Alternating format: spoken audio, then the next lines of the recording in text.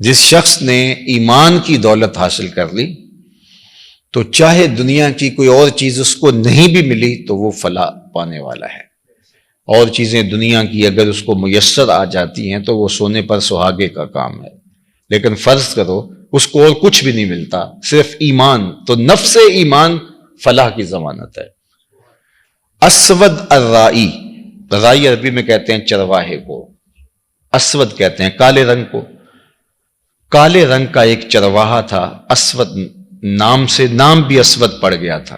کالے رنگ کے لوگوں کو لوگ کالو کہہ دیتے ہیں ہمارے ہاں، تو اس طرح عربی کے اندر بھی اسود کو کہتے ہی اسود تھے۔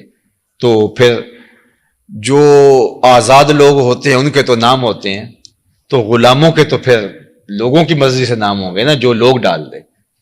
تو اس کا نام بھی اسود پڑ گیا اور تھا بھی کالے رنگ کا۔ تو حضور علیہ الصلوۃ والسلام ایک غزوے پہ تشریف لے گئے تھے اور یہ اپنی بکریاں لے کے گزرا، اور اس کی نظر حضور کے چہرے پہ پڑی۔ آقا کریم کو دیکھا، حضور نے دعوت دین دی تو اس کے دل میں ایمان اتر آیا، تو اس نے حضور علیہ السلام کے ہاتھ پہ بیعت اسلام کی اور عرض کی کہ حضور اب میں تو کہیں کا جانے کا نہیں ہوں، اب ان بکریوں کا کیا کروں، یہ تو میرے مالک کی بکریاں ہیں۔ تو فرمایا کہ تم ان کو اس کے باڑے کی طرف ہانک دو، جب آخری بکری اس کے باڑے میں چلی جائے تو تم پلٹ آنا۔ تو وہ گئے اور جا کے بکریوں کو اس کے باڑے کے اندر ہانکا، جب آخری بکری اندر چلی گئی، پھاٹک بند کیا تو واپس آ گئے۔ اتنے میں جنگ کا بازار گرم ہو چکا تھا، گمسان کی لڑائی شروع ہو چکی تھی۔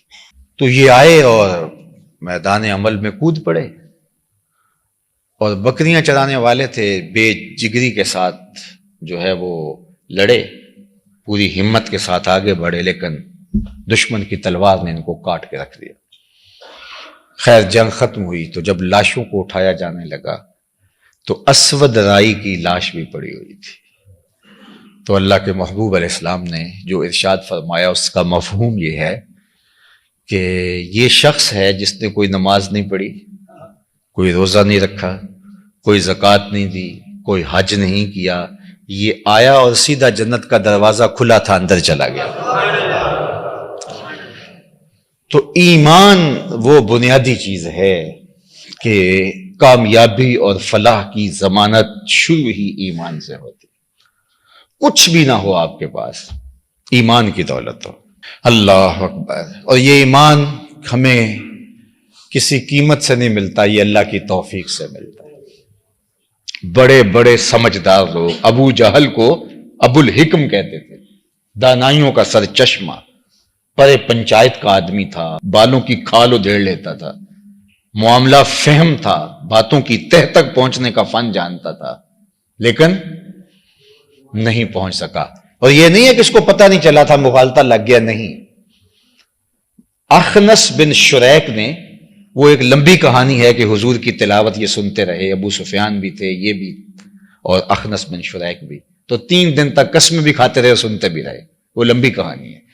تو تیسرے دن لمبا ڈنڈا لے کر کے تو اخنس بن شریک نے آ کے ابو جہل کے دروازے پہ مارا اور کہا، یہ باہر آیا آنکھیں ملتا ہوا، کہا ابو الحکم بتا، سچ بتانا ہے، جھوٹ نہیں بولنا، 3 دن سے ہم نے جو کلام سنا ہے تیری اس کے بارے میں رائے کیا ہے؟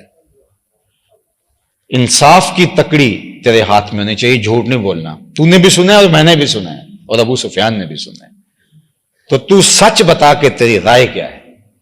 تو اب ابو جہل ڈنڈی تو نہیں مار سکتا تھا، اس نے پھر کیا کہا؟ اس نے کہا اخنس، رفادہ اور سقایا یہ تو پہلے ہی بنو ہاشم کے پاس ہے، یعنی یہ 2 عزتیں تو پہلے ہی ان کے پاس ہیں، اور اگر نبوت بھی اس گھر کی مان لیں تو پھر ہمارے پلے کیا رہا، ہماری چودر تو گئی۔ تو اخنس بن شریک نے کہا کہ اس کا مطلب ہے کہ تم ایک حق کو، ایک سچائی کو، ایک حقیقت کو جو ہے وہ ماننے سے انکار کر رہے ہو صرف اپنی چودراہٹ بچانے کے لیے، تو یہ تو بہت زیادتی ہے، چلو تم بچاؤ اپنی چودراہٹ، میں جا رہا ہوں اور محمد عربی کا غلام بننے جا رہا ہوں۔ اور آپ کو حیرت ہوگی کہ ابو جہل بہت کائن شخص تھا، اس نے کہا میری بس بات سن جاؤ۔ وہ رکا، کہا اچھا آج تم اپنے باپ دادا کے دین کو چھوڑنے جا رہے ہو، تمہاری ماں جس دین پہ تھی اس کو چھوڑنے جا رہے ہو؟ تمہاری دادی پردادی جس دین پہ تھی، جنہوں نے تمہیں جنم دیا، تمہیں گود میں کھلایا، آج تم ان کو چھوڑنے جا رہے ہو، تو یہ رک گیا، ٹھہر گیا۔ اور آپ جانتے ہیں کہ اخنس بن شریک حالت کفر میں مرا۔ علماء نے کہا کہ یہ وہ شخص تھا جو ایمان کے کنارے پہ آیا، لیکن اللہ کا اذن نہیں ہوا اور یہ آگے نہیں بڑھ سکا۔ اللہ اکبر۔ تو یہ تو سودے قسمت کے ہیں۔